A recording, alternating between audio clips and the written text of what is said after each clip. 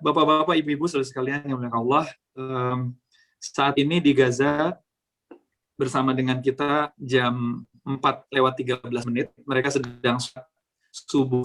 Ya.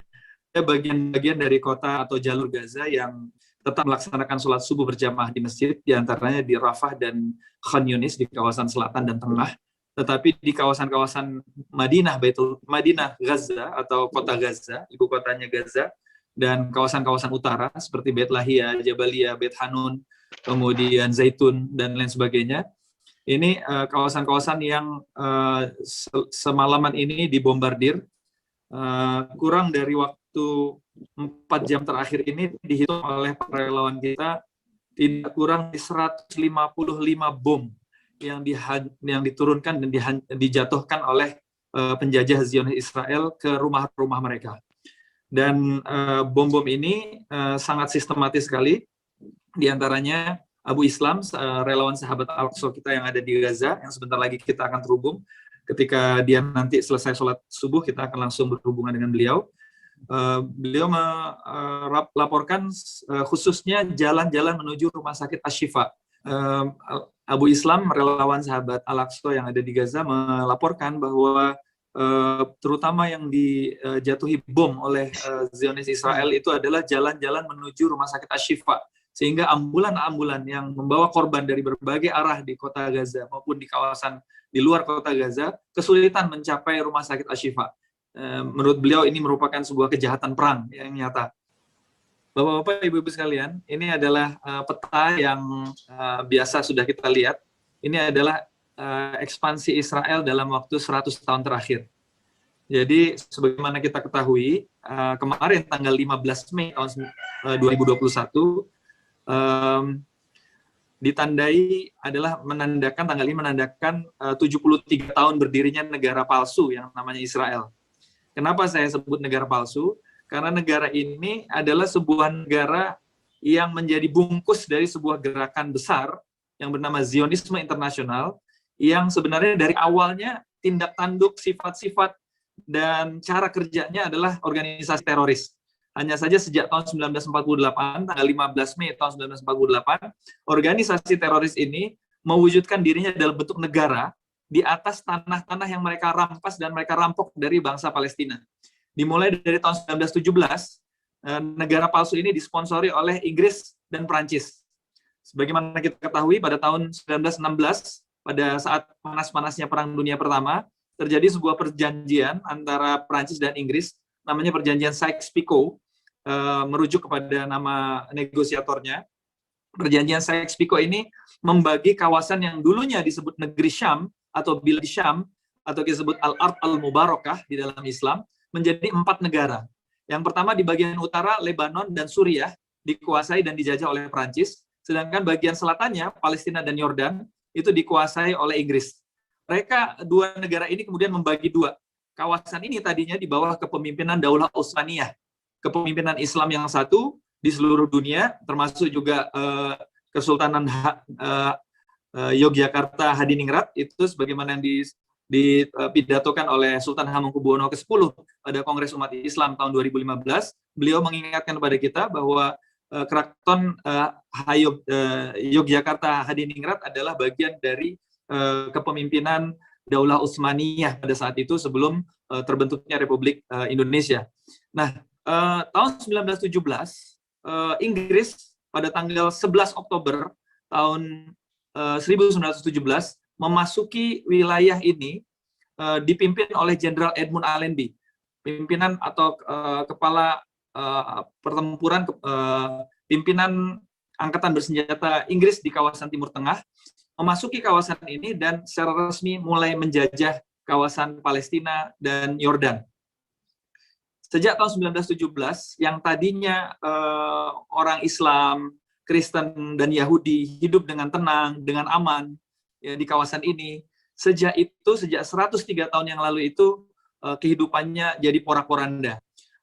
Kehidupan antar agama jadi penuh dengan permusuhan.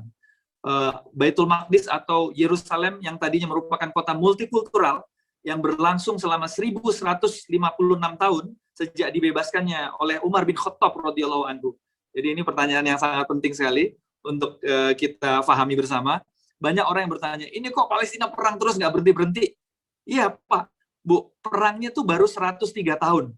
Tetapi aman dan damai serta adilnya itu sudah berlangsung 1156 tahun di bawah kepemimpinan Islam, di bawah syariat Islam, sejak dibebaskannya oleh Umar bin Khattab radhiyallahu anhu pada tahun 637 Masehi atau tahun 16 Hijriah, yang merupakan bagian dari strategic plan-nya Rasulullah Shallallahu Alaihi Wasallam selama kehidupan beliau, mempersiapkan kemerdekaannya Masjidil Aqsa yang waktu itu dijajah oleh Romawi, kemudian dimerdekakan, dilanjutkan oleh Abu Bakar As-Siddiq, dan dimerdekakan oleh Umar bin Khattab. Umar bin Khattab radhiyallahu anhu bukan saja menandai era baru di Baitul Maqdis dan di kawasan Ardul Mubarak, negeri Syam, tetapi Umar bin Khattab juga memulai sebuah tradisi baru dalam penguasaan sebuah kawasan, di mana kita ketahui raja-raja sebelumnya kalau mereka melakukan penjajahan dan ekspansi ke luar negaranya seperti Mongol, Tatar, Imperium Romawi, Persia dan sebagainya, mereka akan melakukan civilization raise to the ground, ya, civilizational raising to the ground. Semuanya diratakan dengan tanah. Nggak boleh ada agama lain, nggak boleh ada kepercayaan lain, nggak boleh ada tradisi lain, nggak boleh ada peradaban lain selain peradaban penjajah. Umar bin Khattab tidak melakukan itu. Umar bin Khattab radhiyallahu anhu melaksanakan syariat Islam, melaksanakan dinul Islam yang sempurna selama 426 tahun. Bukan saja Umar bin Khattab memberikan jaminan keamanan seperti yang ditulis sebagai yang kita kenal dalam sejarah disebutnya Al-Ahda Al-Umari, janji Umar, di mana Umar memberikan perlindungan penuh kepada semua umat agama apapun yang ada di Yerusalem atau yang oleh Rasulullah SAW disebut Baitul Maqdis. Selama 426 tahun setelah Umar bebaskan, kawasan itu tegak di dalamnya keadilan dan kedamaian. Dan kemudian datangnya pasukan perang salib pada tahun 1099 yang diserukan oleh Paus Urbanus kedua, ya, di kota Clermont pada waktu itu, dan terjadilah penjajahan oleh pasukan salib selama 88 tahun. Ada jeda sedikit dan kemudian dibebaskan lagi oleh Salahuddin Al-Ayyubi pada tahun 1187. Jadi dari 426 tahun ditambah sejak dibebaskannya oleh Salahuddin Al-Ayyubi tahun 1187 sampai Perang Dunia Pertama tahun 1917 yang gambarnya ada di depan kita sekarang ini, umat Islam, umat Yahudi, dan umat Kristen di Palestina hidup dengan damai di bawah syariat Islam. Ini catatan sejarah yang penting dan diakui oleh semua sejarawan dunia, termasuk juga Karen Armstrong dalam bukunya The Holy War, dan juga dalam artikelnya di buku yang kami terbitkan, yang diterbitkan oleh ISA, Institut Al-Aqsa untuk Riset Perdamaian, buku Emas Baitul Maqdis. Bapak-bapak, ibu-ibu sekalian yang dimuliakan Allah, kalau kita mengatakan bahwa kenapa kok perang terus, dan kemudian perangnya itu berlangsung 103 tahun, sedangkan amannya sudah 1 milenium lebih. 1000, oke, ada skirmish sedikit-sedikit, ada clash, bentrokan senjata di sini dan di sana, tetapi secara umum keadilan tegak dengan baik di sana. Sampai kemudian umat Islam kehilangan kepemimpinannya dan kemudian lepaslah wilayah Palestina ini. Dan kita lihat dari tahun 1917, 1948, 1967, dan hari ini yang disebut Palestina itu tinggal segitu. Negeri yang disebut Palestina ini tidak bisa dilepaskan dari apa yang disebut negeri Syam atau Al-Ard Al-Mubarakah, karena nama itu datang dari Allah Subhanahu wa Ta'ala. Orang yang mengabaikan keberadaan negeri Syam atau Al-Ard Al-Mubarakah berarti belum paham apa yang dituntunkan oleh Al-Quran. Kemudian kita lihat lebih spesifik lagi Gaza. Alhamdulillah dengan izin Allah sejak tahun 2012 sampai hari ini Allah mengizinkan saya menunaikan amanah-amanah masyarakat Indonesia bersama sahabat Al-Aqsa untuk menyampaikan sambungan hati kita ke kawasan Gaza. Kenapa? Karena sejak tahun 2006 Gaza ini dikepung oleh Zionis, penjajah Zionis Israel. Jadi Gaza ini adalah salah satu kawasan dari kawasan Palestina. Ini saya zoom in. Bapak-bapak, ibu-ibu sekalian, kalau sebelum kita nanti sebentar lagi terhubung dengan Gaza, sesudah mereka selesai sholat subuh berjamaah, kalau kita menyebut kata Palestina, maka yang sedang kita bicarakan adalah 6 kondisi yang sangat berbeda. Jadi kalau kita menyebut Palestina, jangan membayangkan kalau kita menyebut Indonesia. Kalau kita menyebut Indonesia, dari Sabang sampai Merauke, itu sudah ditetapkan sebagai wawasan Nusantara. Alhamdulillah, ini adalah nikmat Allah yang sangat besar sekali. Ya, sambil ini juga saya mengajak kita semua mendoakan bapaknya wawasan Nusantara, yaitu Profesor Dr. Mukhtar Kusuma Atmaja. Ya, beliau adalah Menteri Luar Negeri di zaman Orde Baru, di zaman Pak Harto. Beliau bersama Insinyur Haji Juanda adalah orang yang meletakkan landasan pemikiran mengenai wawasan Nusantara, sehingga kita memiliki kesatuan yang utuh antara pulau-pulau kita dan laut-laut kita sampai beberapa kilometer di luar pantai. Ya, dulu sebelumnya merujuk kepada hukum Belanda, kita terpecah-pecah kedaulatan kita satu dengan yang lainnya pulau-pulau Nusantara, tapi dengan jasa beliau berdua, rahimahullah, Insinyur Haji Juanda dan Profesor Dr. Mukhtar Kusuma Atmaja, yang sudah beberapa tahun ini tergeletak sakit karena penyakit Alzheimer. Kita doakan kesembuhan dan kesehatan beliau, dan mudah-mudahan kalau Allah memang sudah waktunya memanggil, Allah ampuni seluruh dosanya dan Allah jadikan husnul khotimah. Tidak seperti kita membicarakan wawasan Nusantara Indonesia yang utuh, tetapi kalau kita sebut Palestina, maka Palestina ini sekarang terbagi 6 kondisi yang sangat berbeda, baik secara demografis, politik, ekonomi, maupun keamanannya. Palestina yang pertama adalah tempat yang beberapa hari yang lalu diserang oleh penjajah Israel, yaitu Masjidil Aqsa. Masjidil Aqsa ini kita sebut sebagai Baitul Maqdis. Kenapa? Baitul Maqdis ini adalah satu-satunya istilah yang digunakan oleh Rasulullah Shallallahu Alaihi Wasallam. Sepanjang hidupnya, hampir tidak pernah Rasulullah SAW dalam hadis-hadisnya menggunakan kata selain Baitul Maqdis. Beliau tidak pernah menggunakan kata Palestina. Beliau tidak pernah menggunakan Al-Quds. Beliau tidak pernah menggunakan Yerusalem. Beliau menggunakan Baitul Maqdis. Mulai hari ini saya menyerukan dan mengajak kita umat Islam menggunakan kata Baitul Maqdis dengan niat ihya sunnah, menghidupkan sunnahnya Rasulullah SAW. Karena ketika kita menyebut Baitul Maqdis dengan istilah ini, maka kita mendapat pahala mengikuti sunnah Rasulullah SAW. Kemudian itu yang pertama, Baitul Maqdis ini, atau yang disebut oleh orang Yahudi Orsalim, atau oleh orang Kristen disebutnya Yerusalem, sebagian dari kita menyebutnya Darussalam, ini adalah sebuah kota yang terletak di jantung kota Palestina, dan di dalamnya ada Masjidil Aqsa. Menurut Dr. Khalid El-Awaisi, seorang ahli sejarah dari Palestina yang sekarang mengajar di Ankara Social Bilimler University, Universitas Ilmu Sosial Ankara, beliau dalam disertasinya mengenai mapping Islamic Jerusalem, a rediscovery of geographical boundaries, yang menemukan kembali batas-batas yang disebut Baitul Maqdis. Beliau mengatakan bahwa yang namanya Baitul Maqdis itu mewakili 3 hal. Pertama, Baitul Maqdis adalah nama lain dari Masjidil Aqsa. Yang kedua, Baitul Maqdis adalah kota yang melingkupi Masjidil Aqsa. Yang ketiga, kawasan Baitul Maqdis. Nah, ini penting sekali. Nanti kita saksikan di sini, ada kawasan yang disebut Baitul Maqdis. Ini namanya Baitul Maqdis. Garis merah ini adalah wilayah Baitul Maqdis. Jadi tidak semua Palestina masuk dalam wilayah Baitul Maqdis. Tetapi seluruh kawasan Palestina adalah bagian dari negeri Syam atau Al-Ard Al-Mubarakah. Mana yang harus kita merdekakan? Mana yang harus kita perjuangkan kemerdekaannya? Ya, ini adalah ilmu dari Umar bin Khattab dan Salahuddin Al-Ayyubi. Yang pertama kali harus kita merdekakan adalah Masjidil Aqsa. Di tengah-tengahnya, yang nama lainnya adalah Baitul Maqdis juga. Yang disebut dalam surat Al-Isra, A'udzubillahi minasyaitonirrajim, Subhanalladzi asra bi'abdihi lailan minal masjidil harami ilal masjidil aqsa alladzi barakna haulahu linuriyahu min ayatina innahu huwas-sami'ul basir. Maha suci Allah yang telah memperjalankan hambanya, yaitu Muhammad SAW, dari Masjidil Haram ke Masjidil Aqsa, yang kami berkahi kawasan di sekitarnya. Alladzi barakna haulahu, itulah kawasan Baitul Maqdis dan negeri Syam. Agar kami perlihatkan kepadanya tanda-tanda kebesaran kami. Sesungguhnya Allah Maha mendengar dan Maha melihat. Bapak-bapak, ibu-ibu sekalian yang dimuliakan Allah, Syekh Raid Salah Hafizahullah Ta'ala yang sekarang dalam penjara penjajah Israel mengatakan, siapa yang memuliakan urusan Masjidil Aqsa, berarti dia memuliakan Al-Quran. Siapa yang meremehkan urusan Masjidil Aqsa, berarti dia meremehkan Al-Quran. Karena Masjidil Aqsa tertulis namanya secara khusus dan disebutkan oleh kalamullah di dalam Al-Quran. Karena itu, dengan rendah hati saya ingin menyampaikan, ada lubang besar di dalam keislaman setiap diri kita.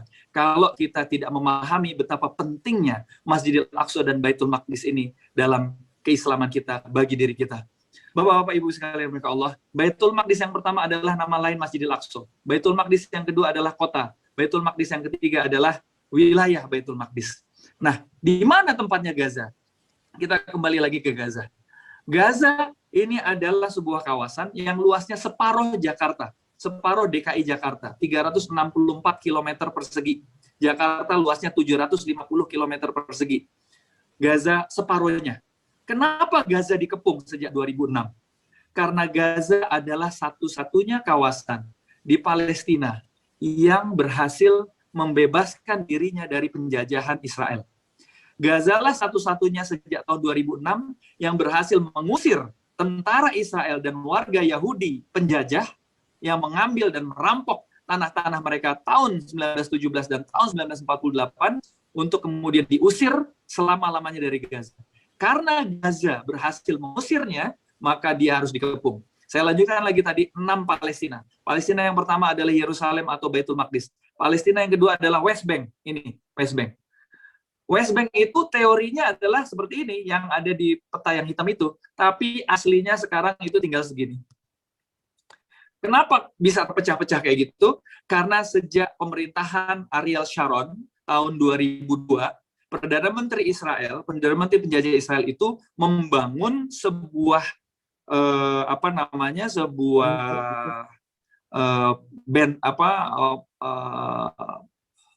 sebuah dinding yang tingginya antara 8 sampai 10 meter yang membentang sepanjang 900 km. Awalnya 440 km, sekarang sudah membentang hampir 1000 km. Jarak antara Jakarta ke Surabaya aja hanya 974 km.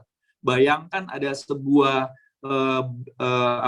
sebuah dinding yang tingginya 8 sampai 12 meter yang memisahkan antara rumah-rumah warga Palestina di tepi barat dengan kebun-kebunnya. Orang mau pergi ke kebunnya sendiri harus minta izin tentara penjajah. Orang mau ke rumah sakit harus minta izin tentara penjajah. Orang mau ke pasar, mau ke sekolah, mau ke kampus, harus ngantri ke tempat kerjanya, harus ngantri berjam-jam sebelum sampai ke tempat kerjanya. Kenapa? Karena Israel menginginkan orang Palestina nggak betah tinggal di negerinya sendiri dan kemudian mengungsi ke negara lain. Ini yang mereka inginkan. Tetapi alhamdulillah dengan izin Allah, Ariel Sharon yang waktu itu membangun benteng ini, membangun dinding ini, kemudian ditakdirkan sakit oleh Allah, koma selama 8 tahun sampai meninggal dunia, khususnya membusuk, kabarnya seperti itu. 8 tahun koma ditabokin sama malaikat maut. Mudah-mudahan nggak ada satupun di antara kita yang ditabokin oleh malaikat maut sepanjang 8 tahun atau sakaratul maut sekian tahun, nggak mati-mati. Tapi Ariel Sharon karena kejahatannya kepada umat Islam diperlakukan seperti itu. Ini adalah Palestina yang kedua. Palestina yang ketiga yang kita saksikan bagian yang berwarna abu-abu ini. Ini yang kita sebut occupied territory atau Filistin Arba wa Thamanun atau Palestine 1948. Ini adalah kawasan Palestina yang dijajah oleh Zionis Israel sejak tahun 1948. Semua orang yang lahir di kawasan yang berwarna abu-abu ini sejak tanggal 15 Mei 1948, suka atau nggak suka, dia adalah warga Israel. Meskipun dia orang Palestina, meskipun dia orang Arab, dia punya paspor dan KTP-nya KTP Israel. Ini Palestina yang ketiga. Palestina yang keempat adalah saudara-saudara kita warga Palestina yang ada di penjara-penjara Israel. Jumlahnya konstan, antara 7.000 sampai 10.000 orang. Sebagaimana kita ketahui, pemuda-pemuda, laki-laki, perempuan, bahkan anak-anak ya ditangkapin di jalan-jalan di rumah oleh penjajah Israel kapan saja mereka mau, tanpa sebab apa-apa, tanpa surat peringatan apa-apa. Kalau di Indonesia polisi mau menangkap orang harus bawa surat penangkapan. Di sana nggak pakai surat penangkapan, main tangkap aja. Inilah tentara penjajah, inilah polisi penjajah. Ya, ada 10.000 orang dan menurut DCI Palestine, Defense Children International, sebuah organisasi LSM yang sangat peduli pada penangkapan anak-anak di wilayah-wilayah konflik, melaporkan bahwa selama 10 tahun terakhir, rata-rata penjajah Israel menangkap dan menyekap anak-anak di bawah usia 16 tahun, lebih dari 700 orang setiap tahun. Jadi satu hari mereka rata-rata menangkap 2 anak. Belum lagi anak-anak yang dibunuh. Ini adalah saudara-saudara kita di Palestina yang ketiga, di penjara. Palestina yang keempat adalah mereka yang ada di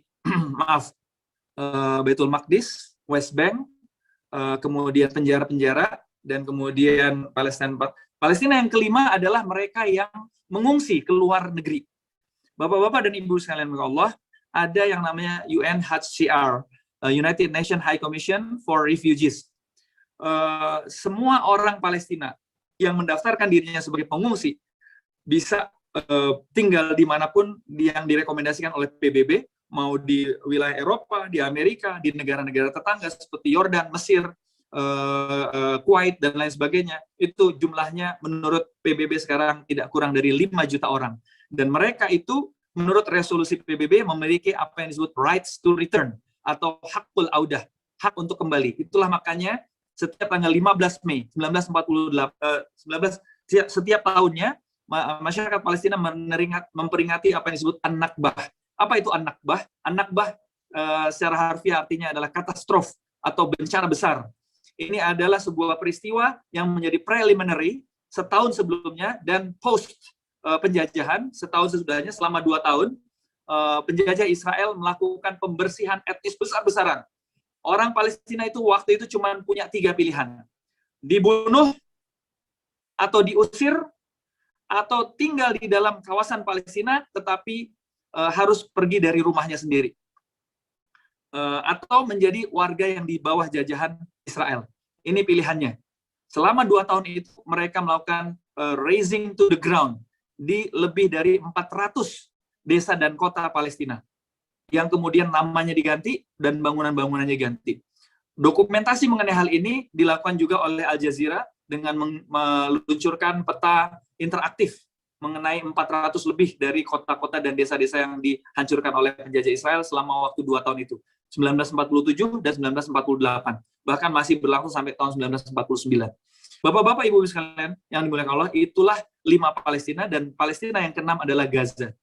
Pada bulan Agustus tahun 2005, Ariel Sharon memerintahkan seluruh warga Yahudi dan tentara Israel untuk keluar dari Gaza. Dan itu menjadi peristiwa yang sangat besar sekali. Bapak-bapak, ibu sekalian.